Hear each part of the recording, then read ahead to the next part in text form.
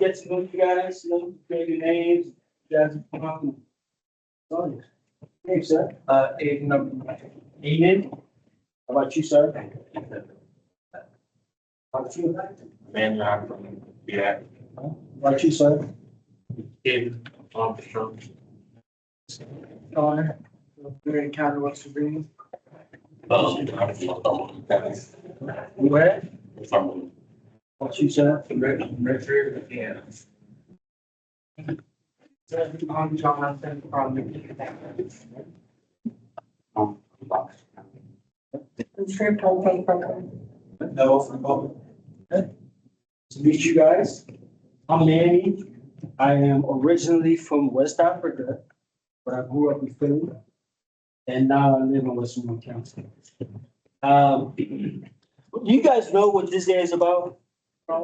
Anybody know? Yeah. Do you guys know why I'm here? Why am I here? You're here because so you can tell us your experience and to like share about us.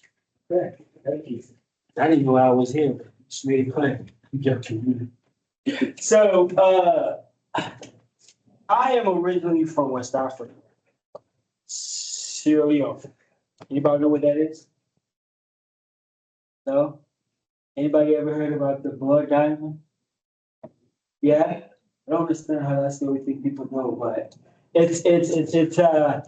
the blood diamond happened between 1991 to about 2002. It was a war.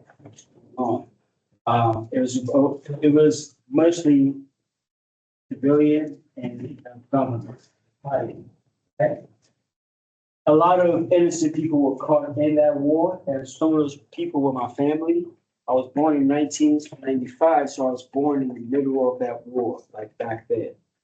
A lot happened during that time. We lost my mom in that war. I lived with my grandma for a while until the world started calming down around 2002 when I lived with my aunt.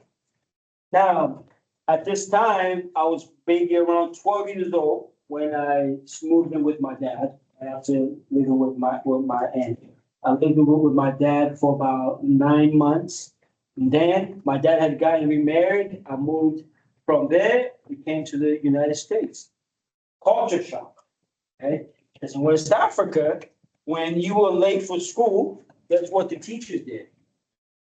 They were allowed to spank you, to give you a little, hey, stop being late. But in America, guess what they did? They give you detention.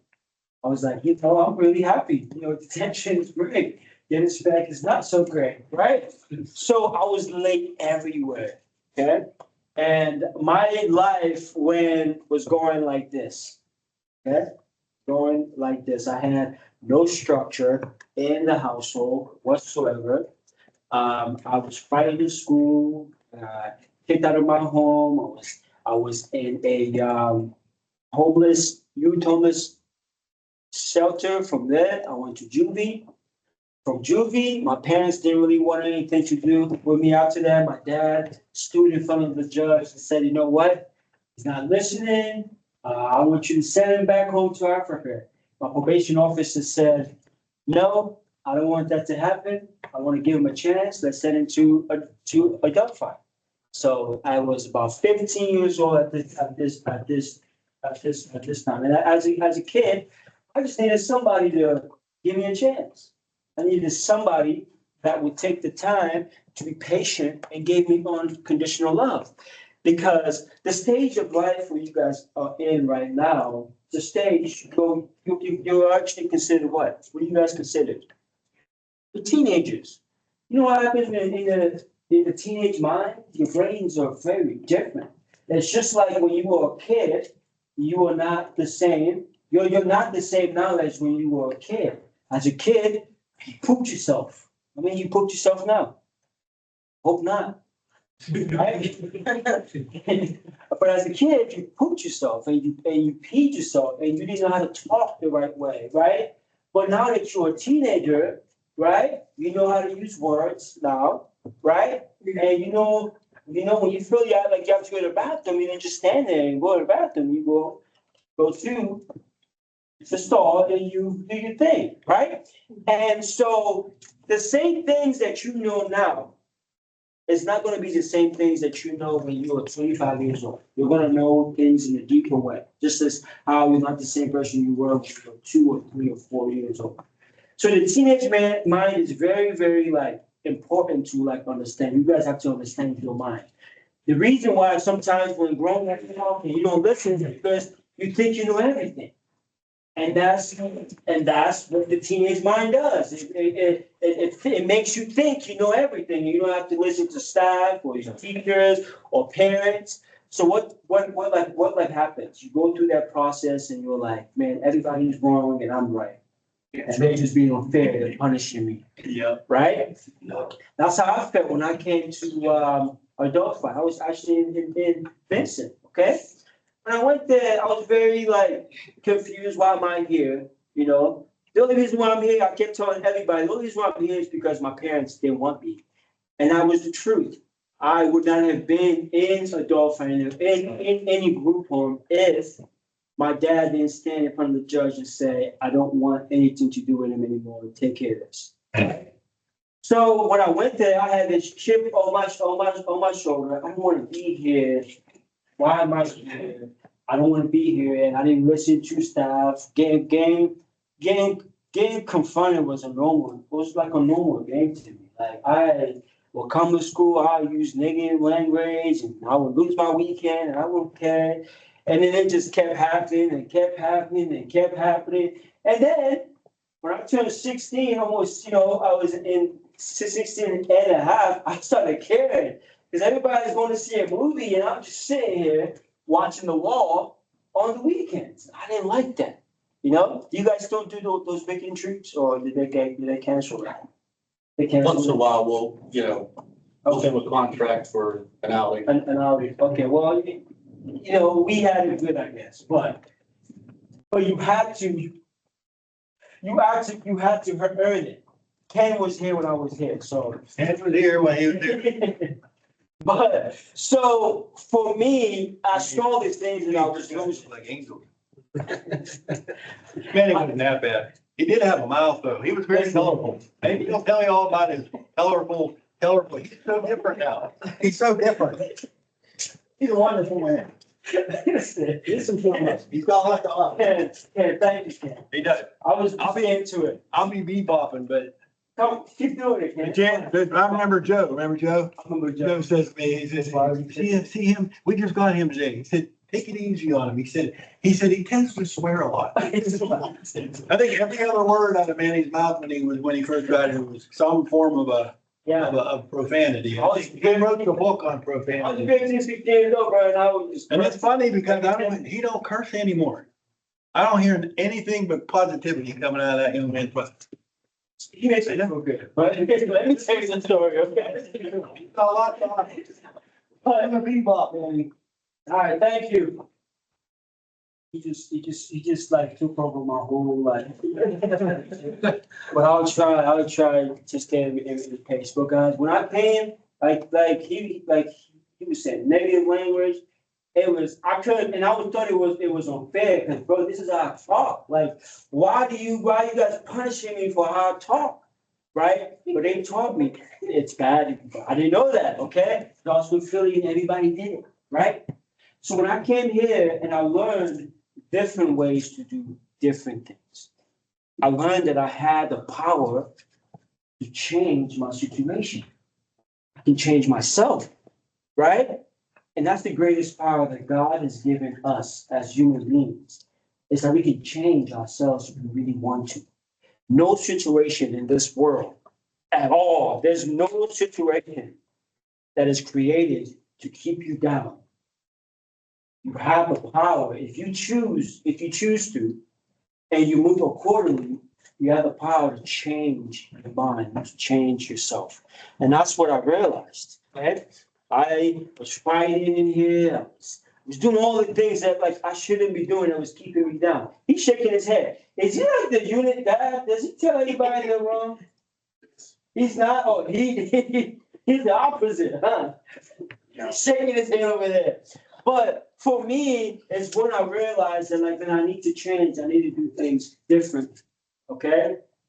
I I started wanting bigger things. I wanted to go to college. I wanted to do supervisory tenant like living because for me, a home plan was not like in the works at all, right? I couldn't live. I didn't want to live with my family. They didn't, so supervising independent living was the route that I took. I went there. They got me a job. I got back then you had to save about $2,500 to be able to leave the program. Okay. I saved that much and a little bit extra. Got my first apartment when I was about 17, 18 years old. And I felt really good about that. I had my own car.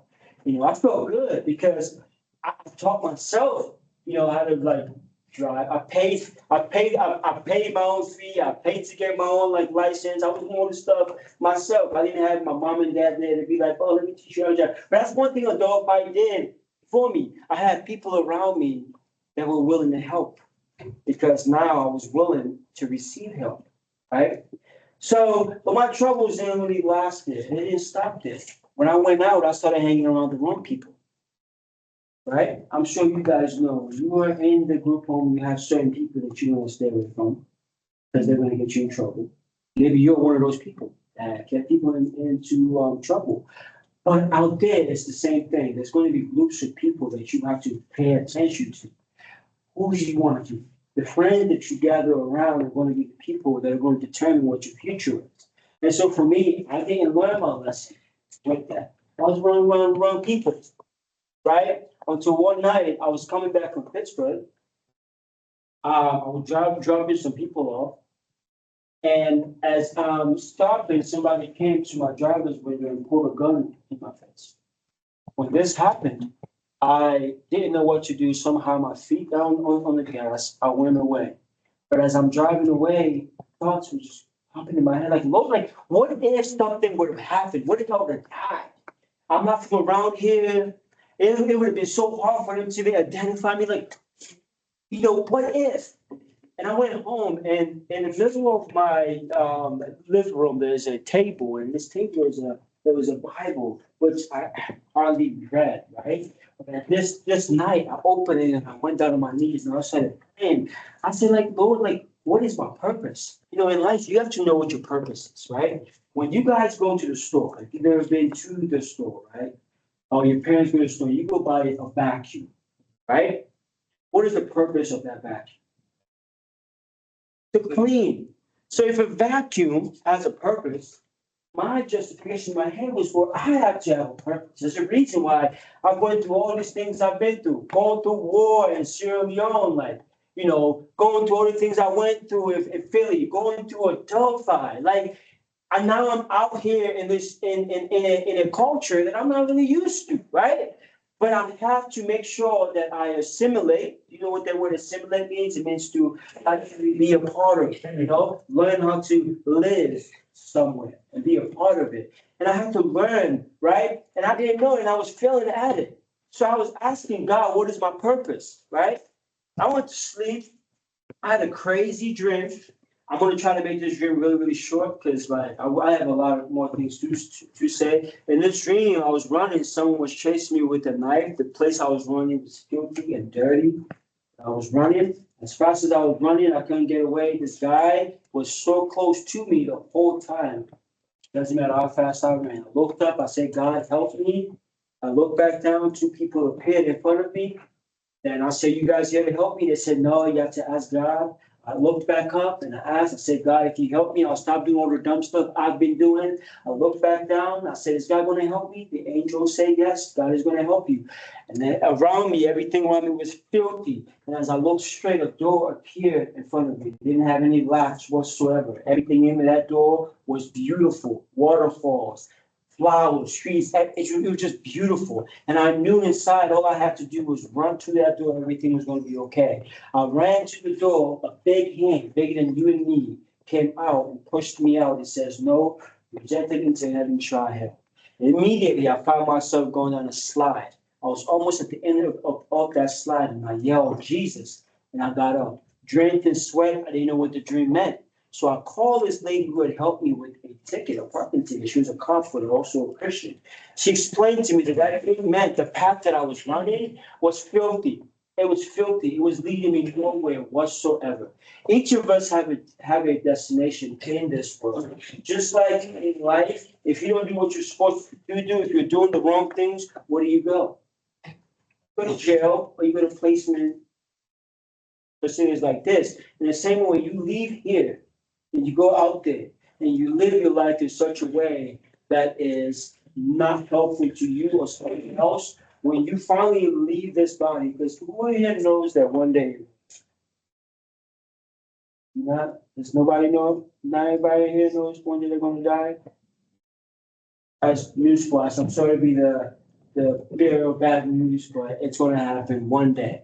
And how it happens depends on like how you live your life, and what happens after you leave here, this world, depends on what the decision and the choices that you make now. And for me, that's what that dream was, that's what that dream was showing me. It was telling me that really what I really want to do, right, is to have hope. I wanted hope, hope now and hope when I die. And so after that dream was like revealed to me, I wanted to go back to school. You know, Adelphi offers 2 free of college for anyone who wants it, right? So I took advantage of that. I called Brooke and I asked her, like, Brooke, I want to get into school. How can you help me? She says, I'll help you. I got the opportunity. I went to school. I flunked out. Okay. I flunked out. So I went and I was doing like Burger King and working at this fast food, like, and I didn't like it. Yeah, I like hated it. So I went back to Brooke, like, Brooke, give me a second chance. And Brooke said, well, I already gave you a chance. Like, I can't give you any more chances. I kept calling her, I kept calling her, I kept calling her. And I showed up. I said, Brooke, like, I need a chance. Debbie called me up to her office, to like Brooke's office. We went there, we sat down, and she says, okay, I'm going to give you one last chance. You have to tell me what you want to go to school for. I said, okay. I don't know what I want to go to school for. So her and I was brainstorming, and I realized that, man, all my life, everything I've been through in my life, is leading me to one profession. And I, right there and then, since I was reading the Bible, I saw that Jesus was a social worker. Okay, he cared about people, he loved people, he didn't give up on them. I said, man, I want to be a social worker.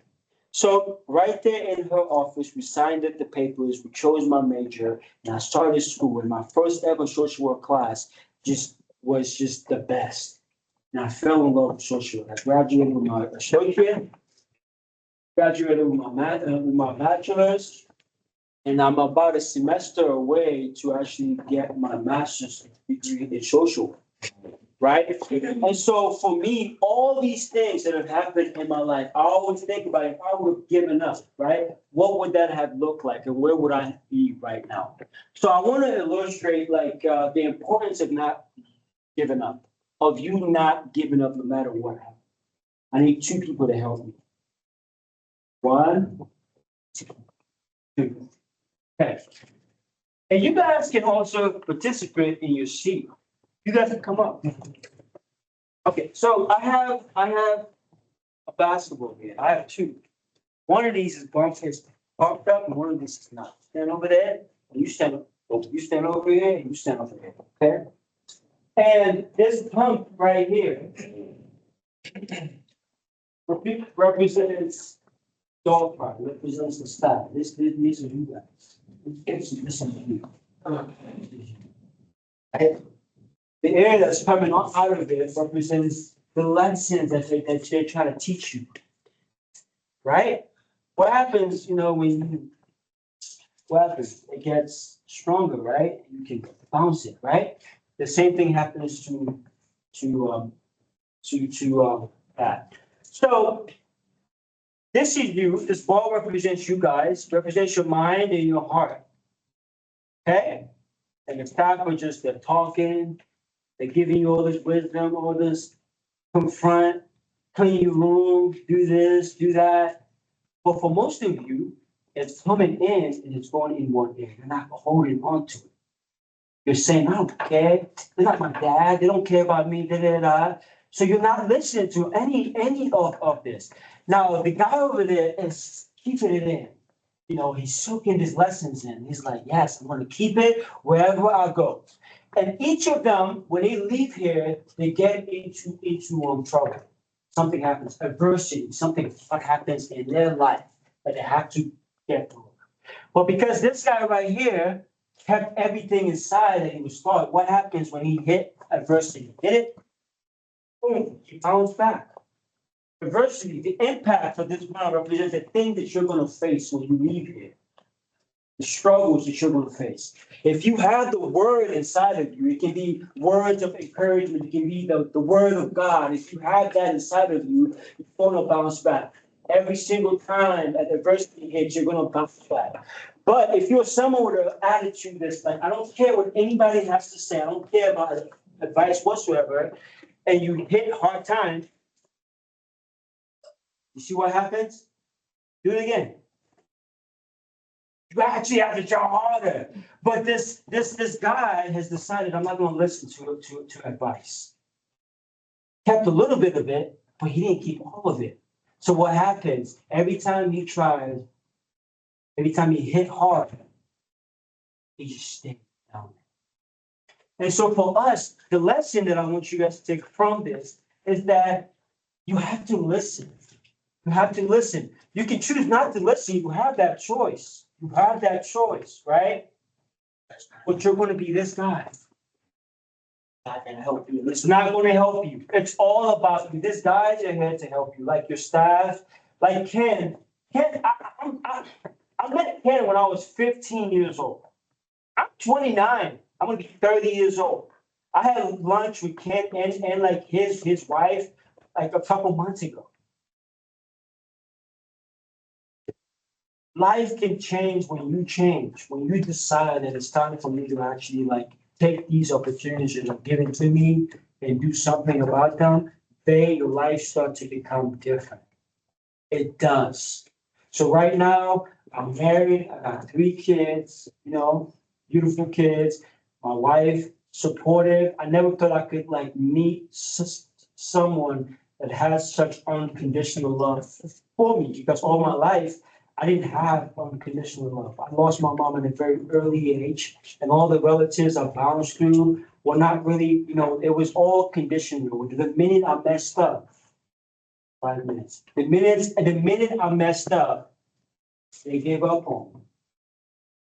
And it's the same thing, that happened in my life until I came to Adelphi. You guys know what the word Adelphi means? You gotta find out. It means brotherhood. It means community. All these guys, I still talk to people that I was in a group home with.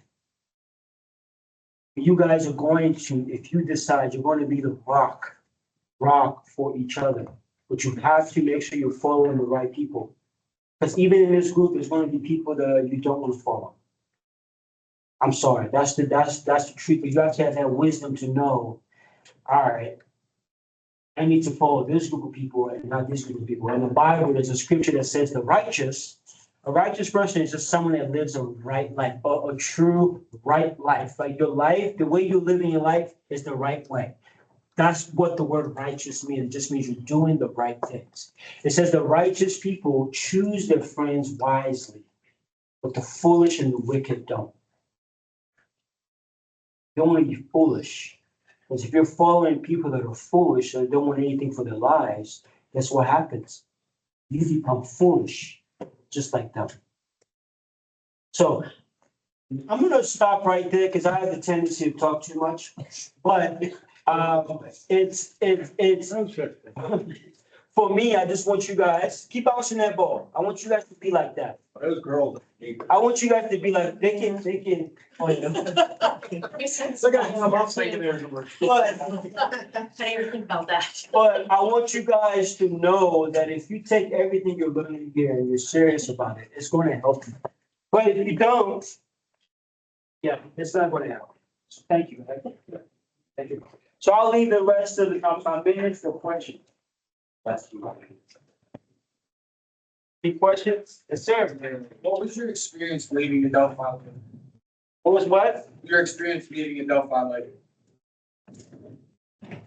It was hard, not gonna lie to you, because when you leave here, you're gonna think you're gonna have to, you wanna go be a regular kid again. But you are at a crucial spot in your life right now. This is me being honest with you guys. Some kids your age, guess what? Guess what those kids are doing right now? They're in sports. They're living normal teenage lives, right? They can make little simple mistakes and like nothing like really happens, right? You guys are in a very crucial spot in your life right now to where you feel forced to like mature up, which is not a bad thing. You're gonna go out there with so much more wisdom on how to navigate life. But if you don't listen to what these guys are teaching you or trying to teach you, what happens is you go out there and you forget everything you've learned and you do the same things. You make the same mistakes over.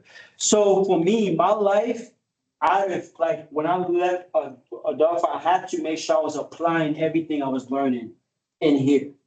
Because it wasn't easy. I made the same mistakes because I didn't take heed to actually like what I was learning about being around the wrong or right people. I made mistakes that led me to almost not be resilient, to almost not bounce back. And I came to my senses though. And that's the thing, you always have to come to your senses. You cannot think you're so far gone that you're gonna keep making mistakes. And so, I mean, my life is great now. I have a family that loves me. I have a beautiful wife that loves and cares for me. My kids are great, and I have like God in my life. But it's a journey and it's a process. But you have to start it. Someone once says a journey of 1,000 miles starts with a step. Like you have to make that first choice. And the first choice can be like, I'm gonna listen to what the staff say. I'm gonna have a good relationship, with the people around me that want the best. For me, there we go. Anything else, guys? Any questions? Any questions? I'll leave you guys with this. Did you have a question? I was just gonna, I know you're gonna, I was just gonna say thank you for your time. And your words are very powerful. Appreciate you. The ones who grasp that, you should listen.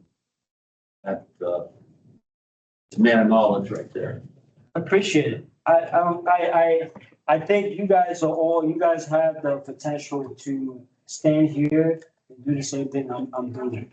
But you have to make the choices. You have to make the choice to start listening. Even the teachers, there's still teachers here from when I was here. Miss Pfeiffer was here when I was here, and like, just seeing their heart for this man, like, you guys have really big difference. Both of you really big advantage. Please, because the next kid that sits where you're sitting is going to thank you. It's going to be like, man, like, what's your name again, sir? Levi. It's gonna be like, Levi, man, thank you so much for coming and sharing your story, like, because you want to hear that, like, the people that were where you are, like, the people that were, there's a saying that says, last name, it says, going there, it says, being there is the only person that can tell going there how to get there. Does that make sense? Yeah. So I've been where you guys are, right? And you guys are trying to come to where I am, but I'm trying to teach you guys, I'm trying to tell you guys the steps that you need to take to come out of this. You can do it. I believe in you. You guys believe in yourself. And they believe in you, so you can't fail. Thank you.